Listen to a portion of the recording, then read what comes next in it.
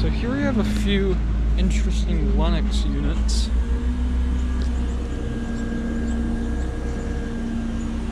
Straight coils, and I think the compressors are wrapped in blankets.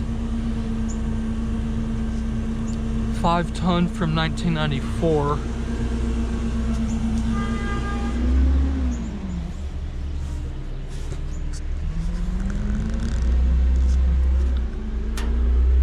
These all look to be the same.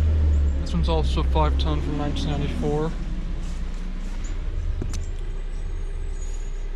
Now it's also 5-ton from 1994. Compressors are in blankets. I imagine they're scrolls. Don't think any of these have been running. So, pretty interesting Lennox Elite, I believe, air conditioners.